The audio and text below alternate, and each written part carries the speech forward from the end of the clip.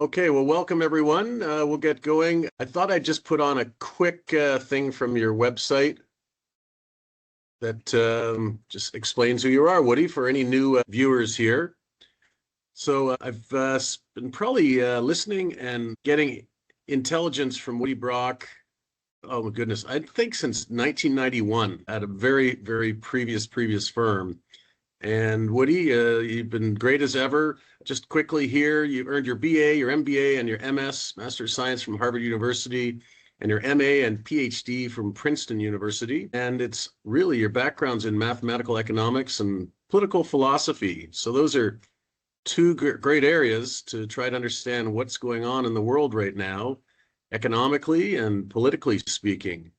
So why don't I just quickly put up your points of discussion here, Woody, and then I'll toggle them off and on during your conversation, just trying to create some Q&A and some interaction. But you'll talk about the Trump presidency and some of the principal threats of that and the real significance of Trump's victory. And then, of course, the incredible concern, which every day seems to get worse, about potential World War III. So maybe with all of that, Woody, why don't you just take it away? You're very kind. And the first thing I always do is to say what issues bother you a lot that I can answer up front.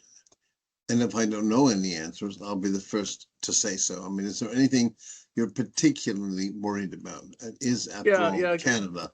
Can governments in this day and age get inflation under wraps without beating it over the head like Paul Volcker did?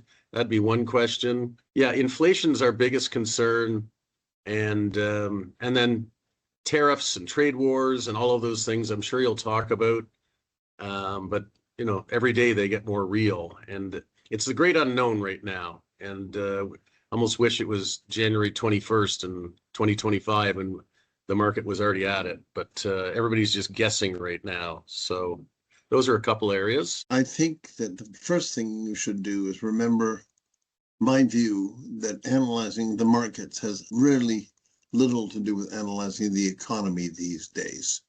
In other words, the markets are obsessed with the Fed.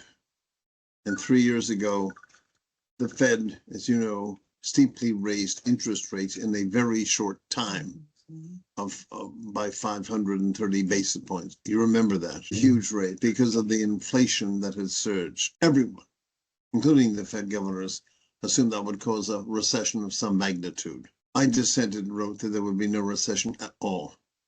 And the reasons for it I've been going over with you for 20 years, which is that the Fed, they can change the Fed funds rate. Well, that's fine, except that in a post-industrial service economy, no one gives a flying you-know-what about the Fed funds rate. It doesn't affect Main Street. It doesn't change how many pizzas I eat or get baked. It upsets the markets about whom God does not care, because the markets are frivolous, and what matters are jobs, hopes, dreams, and living standards of average people. And when you talk about inflation, my same point goes through. Inflation, by definition, is a change in the price of goods and services that people on Main Street consume: brownies, coffee, peaches. Average people don't give a hoot about the stock or the bond markets, which you all in your business, and me, are forced to deal with. So the important thing to begin with here is to know that the Fed not only cannot stop or cause business cycles the way it used to for reasons I've detailed for years, but likewise, it has very little control over inflation. To give an example of this, my colleague Alan Blinder at Princeton, head of economics and former vice chairman of the Fed, wrote a Times op-ed piece apologizing for his economist colleagues for telling people that the overspending by Biden caused the huge inflation that we had that went from 2.5 to 9, remember? And then the Fed tightened hugely, and the inflation fell back right down to 2. Now, of course, something had to cause that, so it was the Fed. It had absolutely nothing to do with it, nor any power. The reason for the inflation happened to be the same in 29 other countries where there were no feds. So screw that explanation. The reason was when you can't buy cauliflower, the price doubles. And the COVID shortages, followed by the war shortages and supply chain disruptions, completely caused the inflation and did so everywhere on earth. Excess spending by Biden in 19 and 20 or whoever, it didn't even play into it. Then, of course, the Fed raised rates way up, correct? And inflation came down. And everyone said the Fed had brought down inflation. Did it bring down inflation? By raising rates so high it caused 2 back-to-back recessions, which we haven't even had for years. So the inflation fell right back in every country because once again you could buy cabbages. And when they're available, the price falls in half. Furthermore, if you want to believe that the Fed caused the inflation to go away, you have to realize there's a 2-year lag between the Fed tightens and when the inflation on Main Street goes down. Main Street. Inflation is Main Street. No one cares about asset prices. And unfortunately, this happened within 3 months of when the Fed started tightening. So there's no way that the Fed tightening could have brought down inflation. Other things brought it down. In this case, it was the shortage story. Now, when you ask me about inflation, remember the great statement, probably the best statement Warren Buffett ever made, which is that inflation is to interest rates, which are the variable, what gravity is to mass. Smile. That's a high IQ remark. So if you want to know where the markets are going and where the interest rates are going, you better damn well understand inflation. That is why for years we have worked on that and we are very knowledgeable about inflation. So before I tell you, I gather there's some new people on the screen. Before I say what I think will happen to inflation, I think it's very important to go right back to square one to understand what inflation actually means. It's the change of prices of goods and services on Main Street, period. When does inflation go up? Obviously, when they print more money. So everyone has more dollars with which to buy ice cream, correct? Absolutely wrong. 2 Nobel Prizes later. Inflation, if you think back to your Ec1 days, which most people have had, think of a simple XY axis graph with a supply curve and a demand curve. Remember, they cross. That's where supply equals demand. And the price at which they cross is called the market price today. Inflation is about how the market price today changes. And the mathematical fact, and it's unarguable, and there is no possible alternative, is that prices only change when either the supply location or the supply or demand curve move. Repeat, move. Repeat, the curve moves. The supply curve. There's no such thing as supply and demand. It's a functional relationship. It's the curve of your textbook. So if one moves out, and there's more demand for ice cream because the Fed's dropped $1 billion from a helicopter and Woody Brock has more money, I will then buy more ice cream with more money, correct? And that will drive up the price of ice cream and cause inflation. Now people will say, Woody, this is certainly undeniably true, but is a shortcut. Isn't it enough to say that M2 or M6, the money supply, as the Fed drives that way up, which it did in the 2010 to 2020 era, surely with 9% growth in the money supply, inflation is going to explode because everybody has more money. Well, it went down, not up. Repeat, during the period of the highest money printing we've seen with QE, the inflation rate did not go up, it went down. The reason is very simple. Same as in Japan in the early 90s. The way it works is that the money is created in the form of QE, bank reserves. That is, the Fed buys in bad loans and bad securities from the banks to keep them solvent and pays them with cash, known as bank reserves. The size of the bank reserves you have determines how much you can loan to Woody Brock on Main Street. So if there's more reserves available, more loans can be legally made. I can borrow more swimming pools, someone else can, and the price of swimming pools goes up because the demand curve goes out because everyone can now build their swimming pool sooner than they thought. What happened in Japan and America in those decades was that nobody wanted a damn loan. They'd been through a shock. They didn't borrow, and their debt actually got paid down. So the fact that money had been printed and gone into the hands of the banks in the form of reserves did not do anything to inflation, because the reserves were not lent out to Woody Brock, who never built that swimming pool, and the prices of swimming pools didn't go up. So again, shortcuts like just watch a quantitative number, like the changes in M2, that will tell you very, very little. Having said this, the great mistake that most people make in assessing inflation, including most all of the Fed governors whom I know, is they don't understand the point that our first Nobel, Paul Samuelson, made.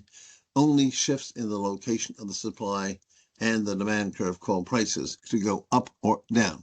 Only. Since Keynes, the problem with macroeconomics has been, Keynes said we can't do anything to move the supply curve, but we can give people money and borrow and run deficits, moving the demand curve around. So we called it demand management. That's what it was called when I was at Harvard the freshman year. And this used to be true.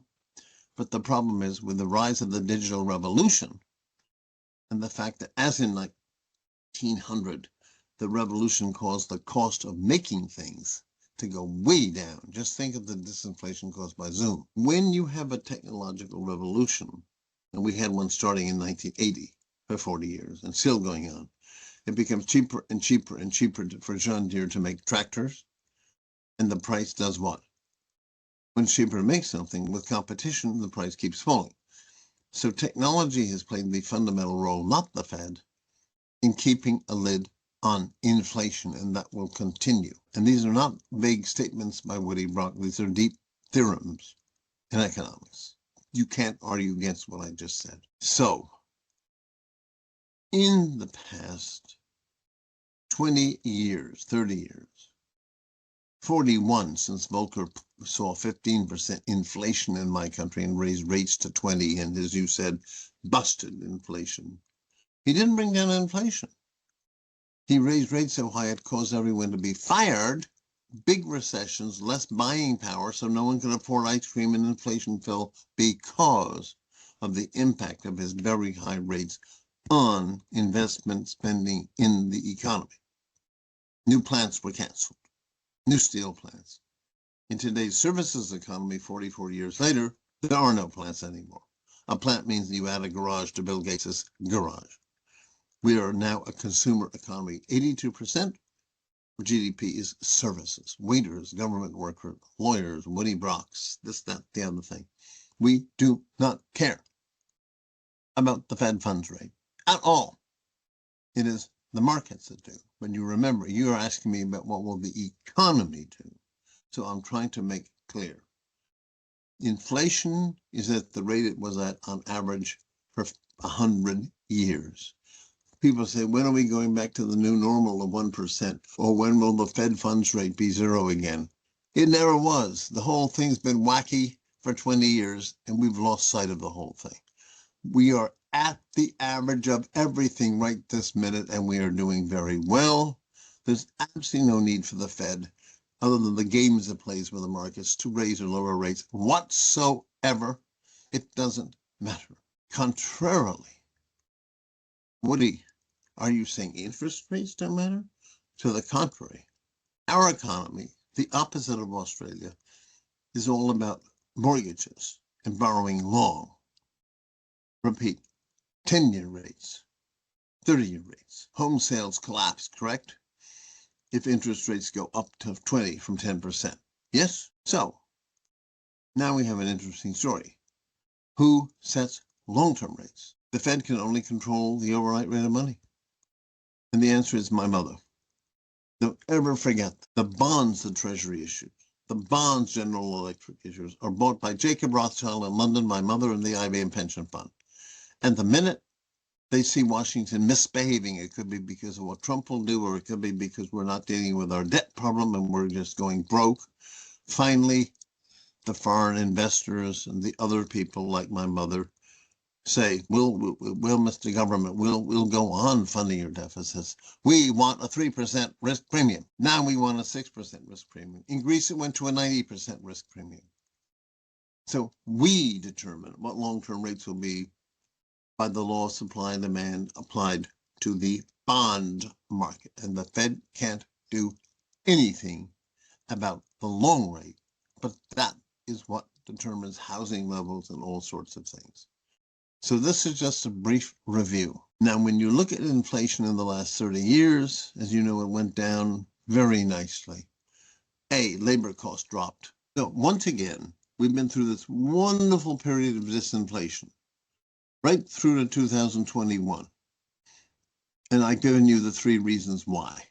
It took inflation way down to 2%. Then we had the COVID story and the shortages, and inflation went way up and came way down. I've already talked about that. Looking ahead, the reasons why, and I always stress causality, inflation went down are reversing.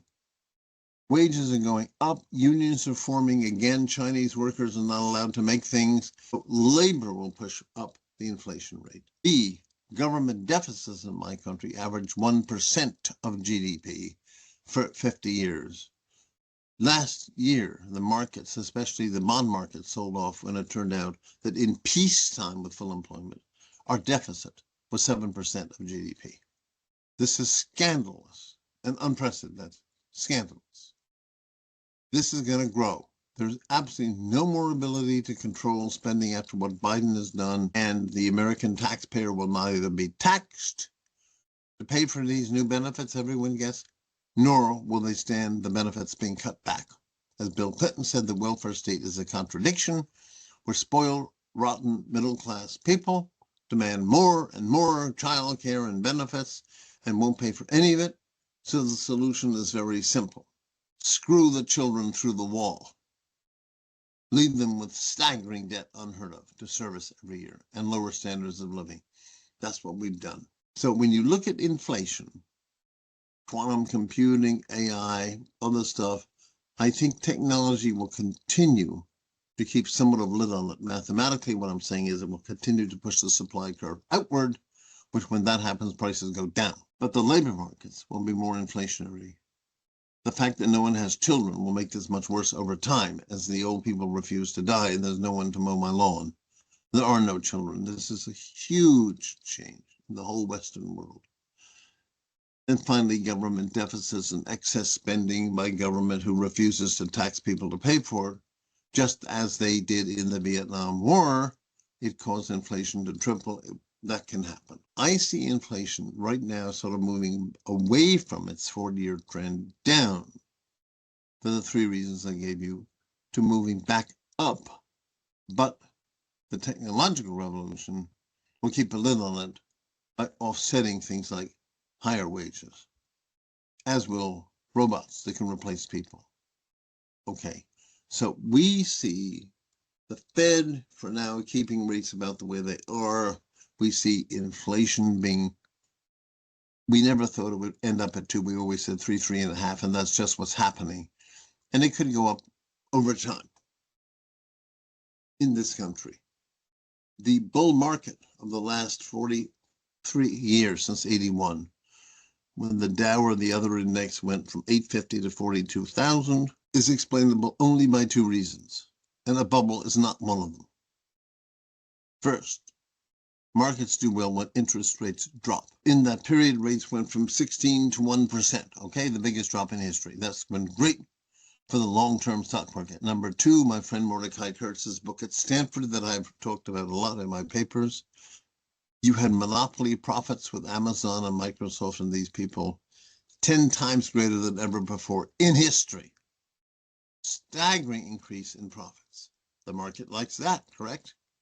So between huge growth of profits, as we walked away completely with this 3rd or 4th industrial revolution, combined with the biggest drop of interest rates in history, meant that the markets did brilliantly without a bubble.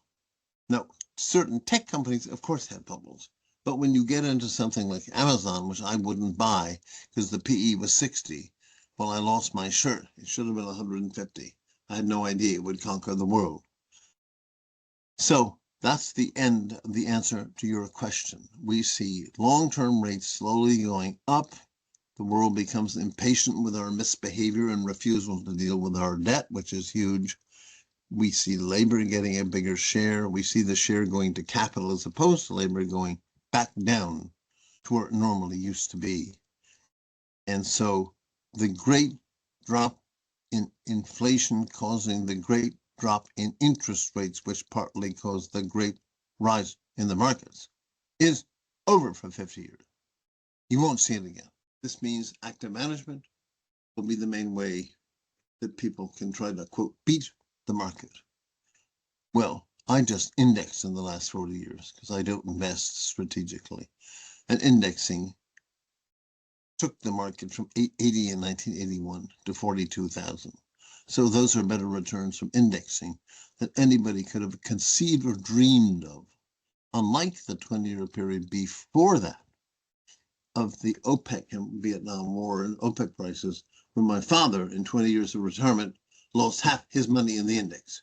Repeat, lost half his money. Mine went up 20-fold. So this hopefully will put in perspective to you all the whole story of inflation affecting interest rates, affecting the markets. Now, what I have not done, and will not do so because we have the Trump thing to discuss, is to point out that whereas I have said the Fed doesn't have the power anymore by changing the short-term rate that the market's so obsessed with, because it doesn't do anything to Main Street. The Fed is aware of this. They don't talk about it. So because of this, Fed policy is radically changed. And the new tool for controlling the economy by the Fed is not the Fed funds rate. It was the 2014 interest reserve remuneration rate, whereby the bank reserves that banks hold and make loans to Woody Brock to stimulate the economy.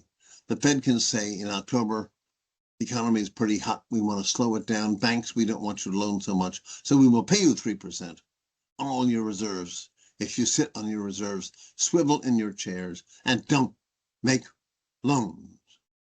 Or if things are too slow and we need to stimulate, now the Fed can say, we will pay you 4% on your reserves if you get out of your chair and go make loans to every Woody Brock around. Repeat, this is the interest rate bank reserve remuneration rate. It's not something a lot of people read about. That's the new tool of the Fed, along with QE. Both were unthought of in the year 2009. The global financial crisis forced the central banks of the world to adopt completely new policies to control matters because the wimp Fed funds rate wasn't mattering. Now, we've written you all about this since before it even happened. We saw it, we documented it. So that's the end for inflation as I see it. I think it will rise. I think it's right now rising back up a little bit. But for now, we're okay. And a lot of the money that will be driving up the deficit, all the trillions appropriated for infrastructure by Biden. Well, the good news is none of it's gotten spent to cause inflation because it takes 20 years to get permits to put a fire escape on a building with our completely ineffective system. Let me stop, and then we can move on to Trump. So please, disagreements, because I've said a lot of things, questions. The more disagreements, the better. So please feel free, everyone, to ask. Hey, anybody, you want to open up your mic and ask a question? Sure, I'll ask a question. It's Chris Dutton here.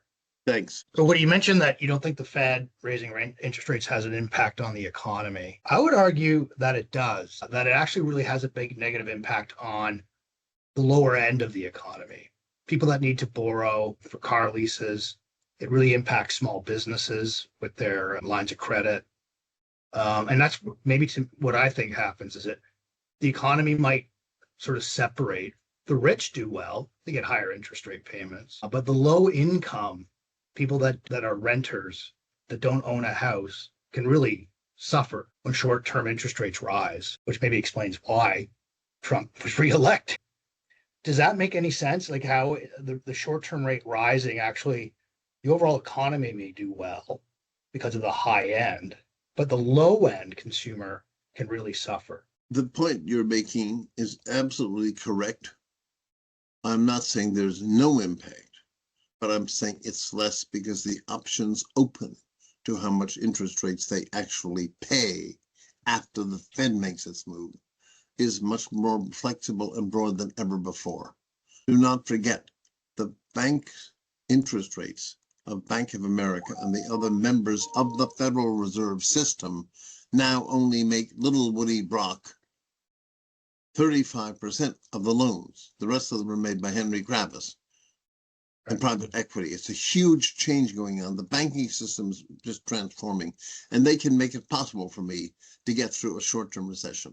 To see this, notice, and again, this is something, David, I have stressed to you for years. Notice how everybody thinks after the Fed raised rates, the small people are going to get hurt. Consumers are overdone. They have to pay higher interest rates on their loans. All the things you're saying, which are partly true. And that the consumer will lead us into recession because the consumer is, quote, exhausted. There are 48 other adjectives. Guess what you have read as headlines in the papers 40 times in 3 years? The surprise is the economy did well because the consumption was strong. You see what I'm getting at? So you're partly right, and there will be people hurt.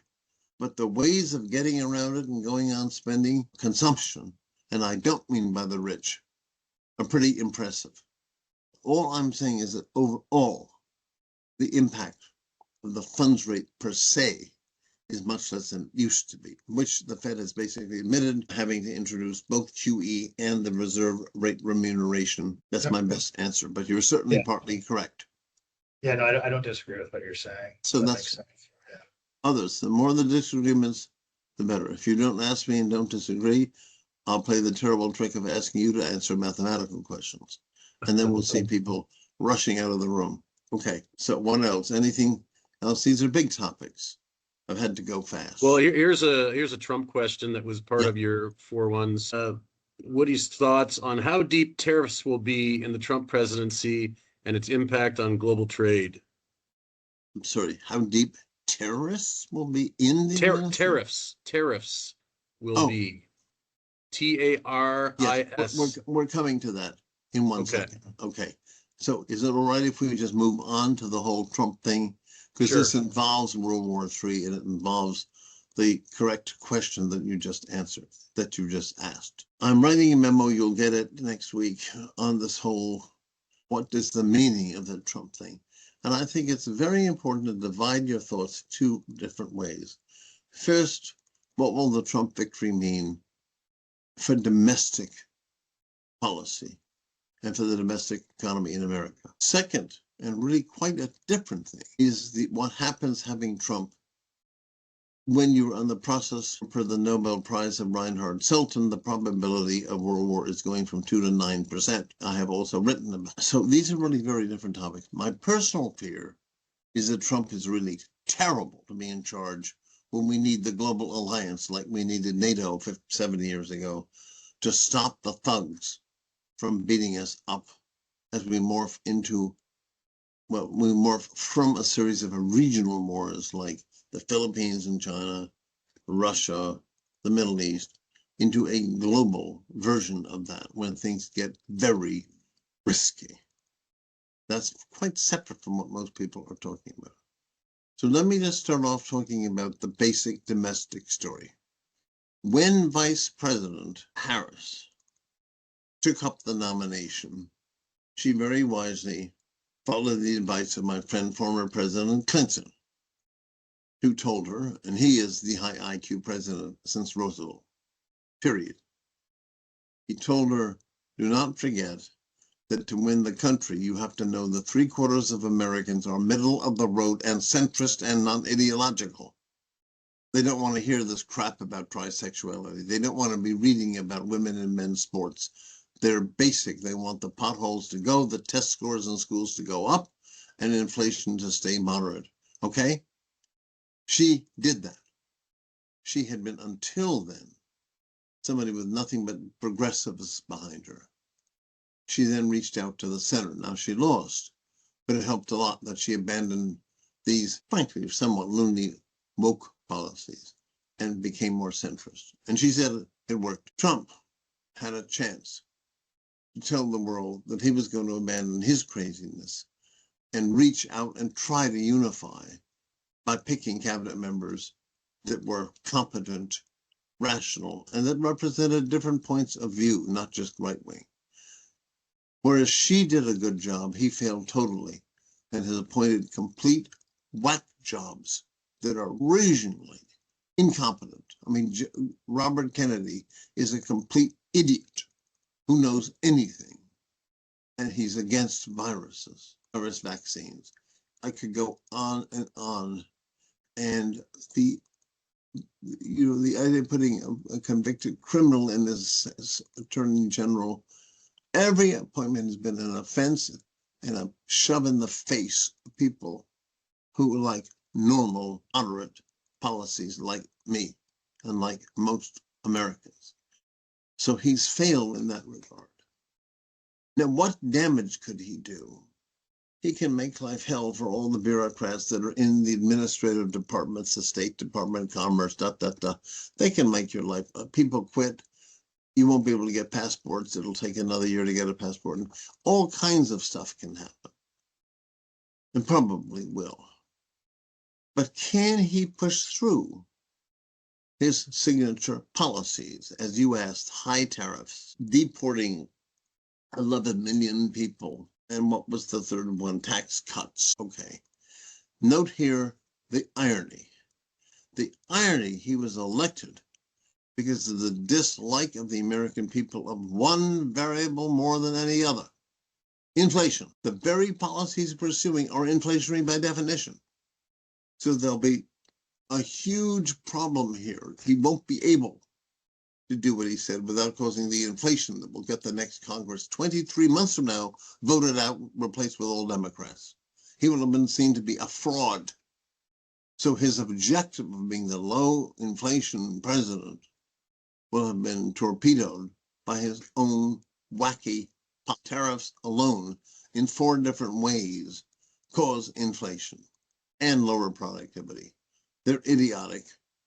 The basic economic theory says if people trade fair, then no tariffs is far the best for everybody. So if we're very good at making watermelons and you're very good at making broccoli, then we sell you the one and you sell us the other, and the currency hits a level where supply equals demand between the two countries, and everything is in balance. We sell what we're good at doing and they sell what they're good at doing. Regrettably, the world is not a world of fair trade. And China's used every dirty trick possible to basically use slave labor to undercut American labor, sold us far more of their stuff at chisel prices than we ever sold them, giving us a huge bilateral trade deficit. When a country doesn't play fair, then there are justifications for high tariffs, but only then. The notion of putting 30% tariffs on everything will backfire badly because it will cause inflation. Worse than inflation, it will cause those very irritating shortages which prevent you getting anything on time, and all of this is common sense. So the fundamental contradiction is he wants policies that will cause the inflation, which will get his troops thrown out of office in 2 years and in 4, and he'll be lame duck. Now let me stop. That's an important point you don't hear a lot. So disagreements. Yeah, I'll disagree, Woody. I think these are all talking points of the left, of the media of the left, which is the majority of the media.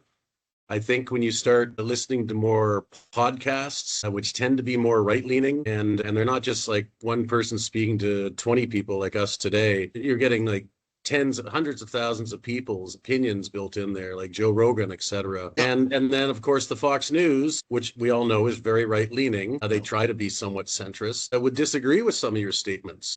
Everybody goes to an extreme when they talk about Donald Trump because he was so extreme his first term. He didn't know what he was doing in his first term. He's had some of his minions explain that to the media. He was totally out of his element. It's a good thing that he had 4 years off because he would have been a total lame duck president for that second term. Now he comes in, he's surrounding himself with, in my opinion, appear to be, for the most part, intelligent people. I've heard the whole thing about RFK, so the proof will be in the pudding with him. I can't say anything more about that. But in terms of these tariffs, he would be asinine to put them across the entire economy. He'll be very selective, and on selective countries too. and try to turn it into a form of revenue, a real revenue channel. But back in the 1880s, the 1890s, there wasn't even income tax invented yet. That wasn't until the 90s. I'm not telling you anything you don't know. America was very, very wealthy then, living off of tariffs. Now, that was a very different time, of course. You know, this is a global economy now. Things move more rapidly. But I think if he's selective about tariffs and uses them more as to get our trade deficit, which has been negative since the 1970s, this country, your country can't go on anymore with negative trade deficits for another decade, because it will run against a wall. So anyways, that's my pushback, and maybe it's showing my political stripes. But I think we gotta look at all forms of media, and most of the mainstream media don't even listen to it anymore because it's nonsense. It's all propaganda for the most part. Well, we obviously disagree, and I happen to think there is such a thing as truth about the impact of tariffs. It's well accepted. It gets Nobel Prizes, and it's not propaganda at all.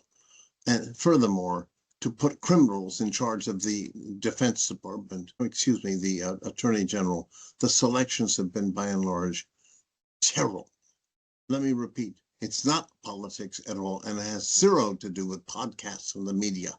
It is the fact that the people are by definition and by background incompetent completely to do the jobs they're being given. That is my problem. I don't mind the media, and I'm aware that podcasts and Joe Rogan, get a lot of attention today. I don't find them left wing or right wing. I find them, some of them open, whatever. But the real story here is what policies will he get through? And you're saying that for the reasons I agree with, he won't be able to do a lot with tariffs. But he's run on that, saying every tariff is wonderful. Now, you and I know politics. Other things, to have somebody say I don't believe in vaccines in charge of HEW. I was young, right here in this house, when the polio assault came in 51. Right. I think I was 5. And we couldn't go to the beach or to the movies. Dr. Salk invented a vaccine. It was tested, it worked, everyone took it, and everyone stopped dying. We now have 3 new vaccines in the world that could morph, and we better be ready, to deal with it. To say vaccines are wrong is absurd. So, but once again, let's sort of interrupt, but once again, that's the media saying that he's saying that all vaccines, and he's not saying that. He's saying certain ones. The person he has picked for that department has said basically that. So it's a matter, to me, it's not a matter of left wing, right wing, or the crap you hear on podcasts or on Fox News or in anywhere, New York Times. I want competence from the people he appoints. And I know no intelligent people who thinks he's made good appointments. There is one waiting in the wings. He's my friend and a client for 30 years, Scott Bessent. Listen to him this morning. He is a really good, smart economist who's been up #1 for the Secretary of Treasury. But Musk thinks he has the wrong attitude and will maybe torpedo. But there you have someone who is very good, and I hope Trump appoints him. So I somewhat agree with you. But I think the press thing isn't only the issue here. It's basically, since he's so stubborn, can he and his hand-picked colleagues tone it down a lot, not to cause the damage that could get him diselected? So we don't disagree that much, but I certainly want the most competent person in each of these fields. That's as far as I'll say. And I do not believe the people he's picked are. However, there is. But let's just go on to just government waste and government. I've never heard of a party in my years of following politics that's truly, other than Reagan maybe, cutting back on government. And so I welcome this idea that they're going to go and take a look at it. And so the government growth of employment has been the highest out of any other industry. And this that can't is go on. Absolutely true, and I agree with you. However, once again, we have tried. It's very hard to achieve. No country has, France, England, Germany, slowing down the growth of government as more and more people become dependent on handouts is really tough. I agree with you. And I liked it when Trump came in and started slashing all those regulations. I thought that was great, but it's going to be a hard thing to do. Now, let me just make the second point about the domestic situation. There's more to this election than Trump. It was this extraordinary widening of the Republican band across races, sexes, interest rate, different things, and essentially separate entirely to what they may think about Trump and his character. What has happened is essentially the country has spoken, and the country, not the politicians, were very silent about this. But they voted their disgust at the elites who mismanaged this country for 50 years. The plumber who said, I am sick of being taxed at 40% marginal rates to fund a $1,000 grant for somebody at Harvard who's majoring in lesbian grievance theory 102. People are fed up with wokeism, fed up with the whole thing, and their vote is showing that. That was something that pleased me a great deal, because I think the universities have been absolutely outrageous and culpable. Read, if you want the good article, the only good article, read this month's cover story of the Atlantic Monthly by the New York Times commentator, Bill, what is his name? Oh, it'll come to me. It's called How the Ivy League Ruined Democracy. We went from an aristocracy of sorts into a new world after the war, in which all that mattered now is where did you get your degree and what is your board score? You could quantify these things. We ended up, everyone is appointed because of their background. They're this. Just listen to the appointments where people went to school and stuff. Winston Churchill did not win against all odds World War II by picking generals that had high board scores. He picked by having people with real character, a word you're not allowed to use anymore because it's called subjection, when it's the only thing in life that really matters. So I think that this is the beginning of a swing back. And I saw it with the Carter years, when there were all these student demonstrations, war drafters fleeing to Canada, we all thought that things had really gone to hell. In came Reagan, and young men were wearing neckties by 1984. It was pretty amazing to see it. I think we're swinging culturally. And that has nothing to do with his appointments or anything else. Furthermore, by extension, you get the same thing in Germany, France, and England, whose governments are incidentally a mess, even if they don't have a Trump. So I think that this is the other dimension of this vote that's very important, and I hope so. Yeah. Well, there's a vetting period going on, obviously for him, obviously for his appointments. They're not all going to get pushed through or voted on or whatever. So there's definitely going to, and the system should take care of itself on that. I hope. So we all hope that. But you know, when he's using the Senate and procedural to have them not have to confirm people, that's just another thing. That's wrong. No, that's all right. He's going to try. It's his right. I don't think he'll succeed, but let me, so I don't bore you, move to the international dimension of all of this. What's going on in the world is much bigger than anything about Trump. What's going on is what was described as the reason why the nations going to war becomes much more probable by a man with whom I co-edited a book, Reinhard Selten, who got the Nobel Prize with my teacher, John Nash, who invented game theory. Okay, we're not talking about smart people. We're talking about conceptual geniuses whose thinking has transformed the world of their disciplines completely. Okay, he wrote a paper called In a World Where Two is Few and Five is Many. He answered the question, which was the deepest question of international relations. Why did World War I happen? Nobody wanted it. Not the Germans. Wilhelm was a wimp. And what he showed was that when you have a situation of America and Russia facing each other off at n equals two players, they stare at each other, they know everything about each other, there are no alliances they have to answer to or anything, and they don't, with much probability, go to war.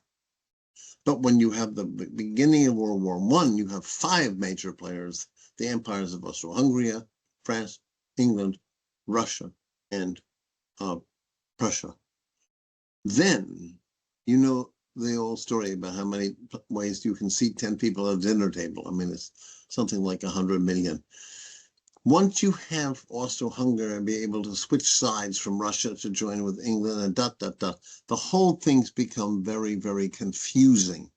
And it's very easy when some event happens, which then was the assassination of the Archduke of Austria in Serbia in 1913. Different empires weren't unclear on what their obligations were to their allies, and people ended up rationally, given their misunderstandings, doing things that led to a war no one wanted, and that once started couldn't be stopped.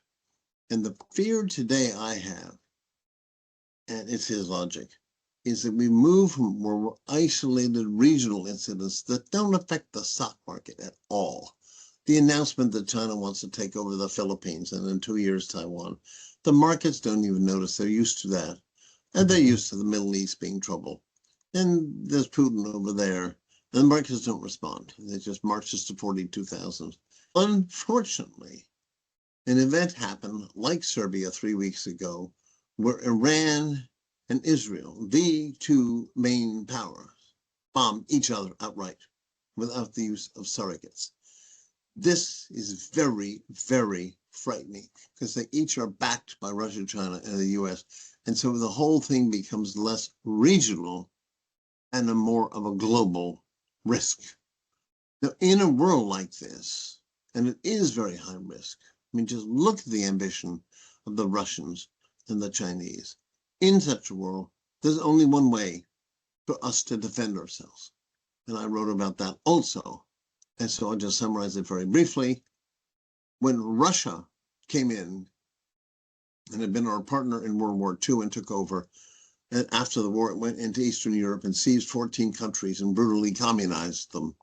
Instantly, Winston Churchill and President Truman said, 1947, we've got to join together, all of us, and form NATO, which was a military alliance with the power that if they did anything like taking 1 acre of Latvia, they would, every troop involved would be killed, disappear, and they'd have the power of the US behind it, which in 1947 was by a factor of some 10, the richest, most powerful country in the history of the world. Because we had not only the great economy, we alone had the H-bomb. So we formed an alliance that worked, and Russia has never taken an acre outside. We now need to extend NATO to include Australia, Japan, Singapore, 38 countries in all of whom act exactly as NATO requires. We have a rotating commander-in-chief. We lay down red laws. If in Iran seizes a Swedish boat in the middle of international waters, there will not be a phone call. The boat that seized it will evaporate for the death ray. And everybody will know this. It's the old walk softly but carry a big stick, Roosevelt's famous comment. So we need a major alliance. And if we have it, incidentally, if you just take Australia and Tasmania, there are more rare earth metals that Russia can use to bribe us, more oil than the rest of the world, the phlegocracies have. We would be with a net worth of 30 times that of the rest of the world, and we would never be able to be blackmailed. So we don't go to war with anyone. We just don't deal with these people and tell them if they do cross the red line, bing will happen. Now, my worry, personally, is Trump will be a terrible person to build the alliance. That he'll get frustrated and tell Germany to basically, it's my way or the highway. In Germany, they'll say, fine, it's the highway. It's very delicate to do what Churchill and Roosevelt did. And they did it, it succeeded, and it worked. For me, the Trump story, to everything else, forgetting everything else, for it to be happening now, when the probability of war, is rising sharply, and his nature and his behavior, I think, will make it very difficult to get the alliance I would like to see. That makes me worried. I'm worried for myself personally. You didn't mention about North Korea lending soldiers to Russia. Oh my God, that's just one example. The whole thing's crazy. Yeah. I mean, what the Chinese are doing to our ally, the Philippines, and we've been so wimpy about foreign policy. No one believes we'll come to the rescue. Yeah. I mean, to think 2 Sundays ago, I woke up. The front page New York Times headline said 6 Iranians admit having been paid Iranians to assassinate our president.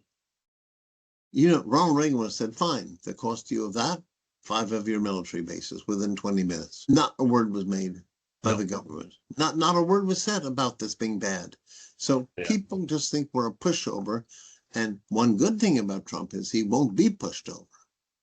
But we need an alliance to avoid being pushed over. That's just Woody Brock's in his first 4 years, there was really very little war going on. Now that was maybe just good luck and good timing. Who knows? You're absolutely right. What I said was for him this time around, at this point, when you do have this exploding probability of war, you can't be certain. We really need to go very, very carefully in who we offend and what we do. That's all. 5, 6, 7 years ago, these were not the issues, and there was no Crimea. So anyway, because Biden could have lent these warheads ages ago to the Ukraine. So maybe it's just more dirty politics now on his way out to make life very difficult.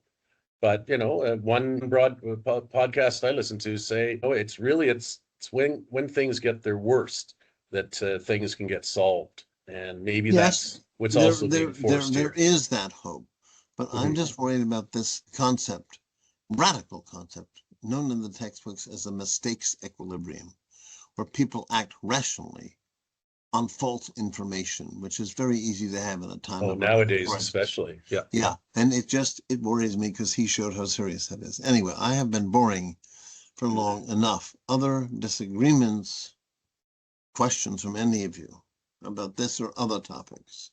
The economy, I haven't written about because you know my view. We said there wouldn't be a recession. We're marching along at 3%. Everyone said the consumer is overextended and dead. And you've seen the headline every time, the consumer is fine. Now, I'm not saying that will always go on, but part of my theory of the new business cycle is that the old business cycle caused by huge inventory swings when Ford would cancel production of cars and U.S. Steel would stop production and 1 million people would be laid off with lousy benefits.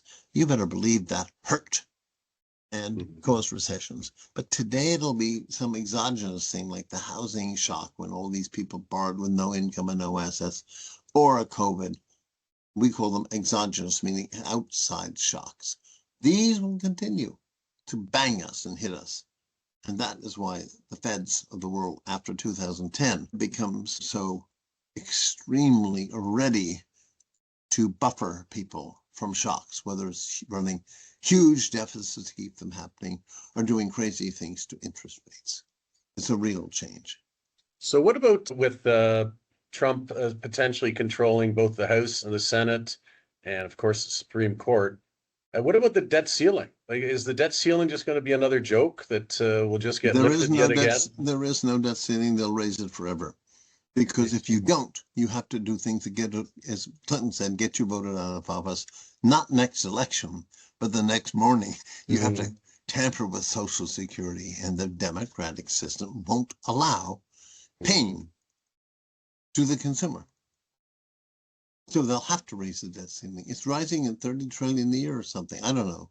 It's crazy.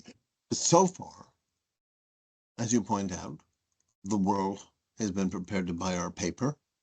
We are considered safe. That's why the dollar is high. And people buy not government bonds, foreigners with this huge 15 trillion savings glut due to thugs around the world stealing 13% of GDP of the third world. I mean, what happens is just, my train of thought got lost, but they look at us as the most likely place to put their money for their grandchildren. Yeah. So all this money comes into the Cayman Islands and 20 minutes later, it's invested in America. But you can't buy American assets unless you buy what first? The dollar. So the demand for the dollar is much higher than it should be, especially given your point about our trade deficit. So trade deficits used to determine the value of the currency. Now they don't even matter. Everything's changed, We've had a pretty...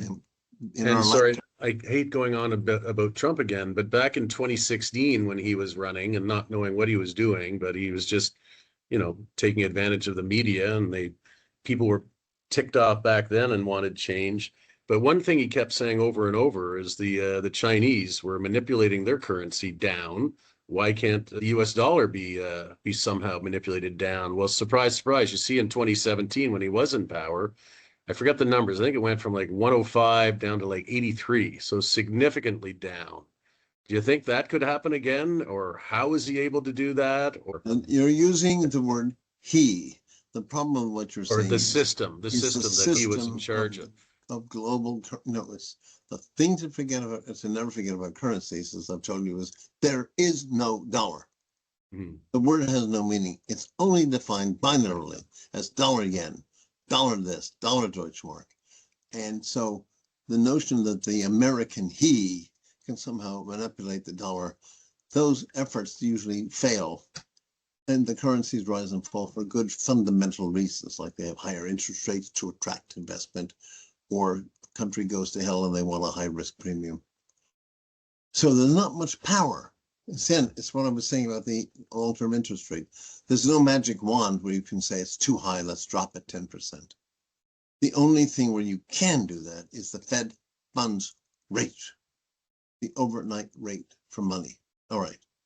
Any last thing? Yeah, Woody, do you have a view as to Bitcoin or cryptocurrencies? There's rumor that Gary Gensler, the current chair of the SEC, is going to be stepping down before Thanksgiving. And I'm just wondering, with the run up in Bitcoin and Ether and some of the other applications, do you still have a view as to cryptocurrencies?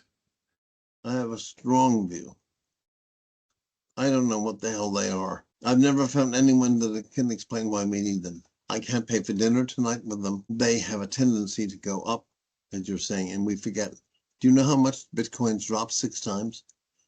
Yeah. So here is the only point I'll make that's interesting.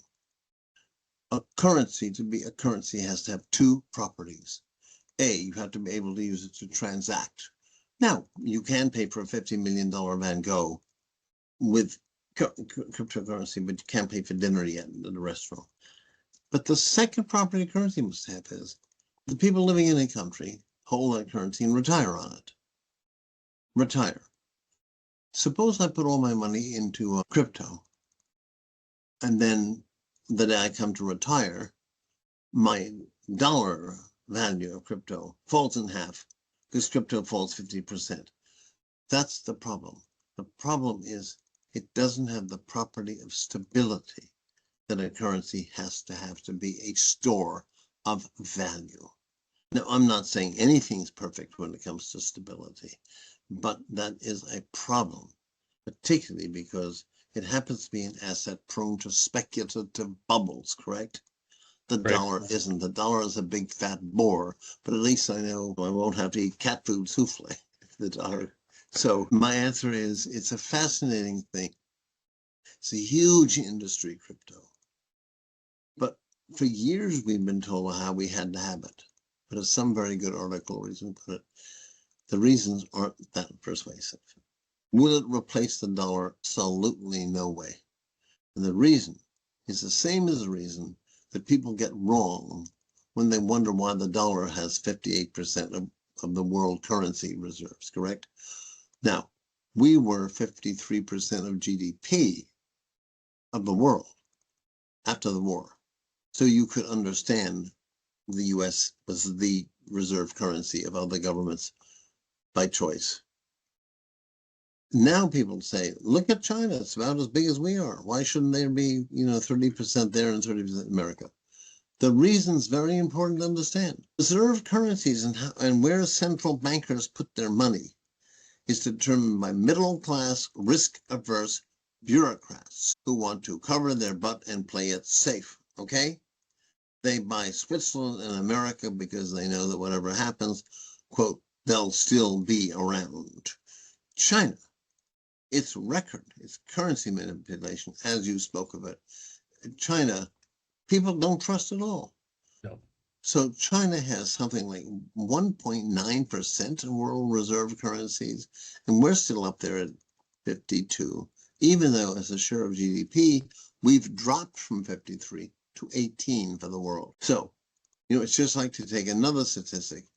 The innovation level of the United States which we thought in 2000 with the dot-com collapse was sort of over. But in the last 20 years, these 11 companies, Amazon, whatever, have been created. And you've probably seen this number. 11 American stocks at market values, greater than the sum of the entire stock markets of Japan, Germany, and England. This has never happened in history.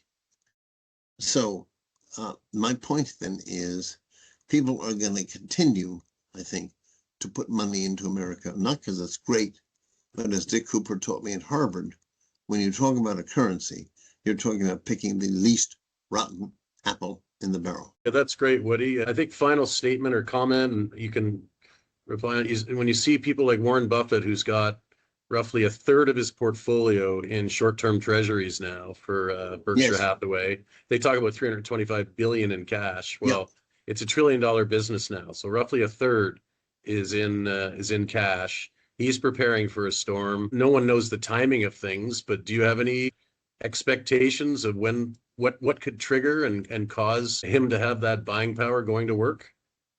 First of all, the question, Woody, what do you think could go wrong that would justify what he's done?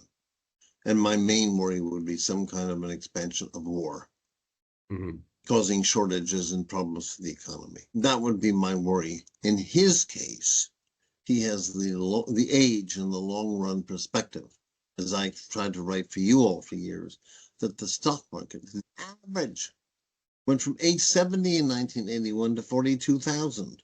Anyone older who's seen this, he can remember that my father lost half his money in the terrible performance of the market between 65 and 82. Okay? So realizes he's lived through an astounding period. He never dreamed he'd have this money. And he knows the world is run by people who are idiots and that war is possible. And I think he's just playing it safe. Good for him. He didn't take everything out, but he took a lot. But many times people have kept a third of their money. My sister does it in, quote, cash.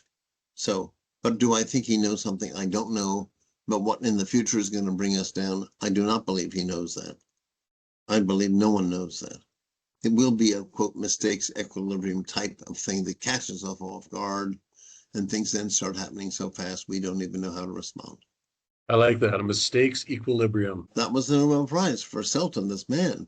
Yeah. He said the alliances, the multi-parties, the confusion, the misunderstandings, and people do things that cause a war that nobody wanted.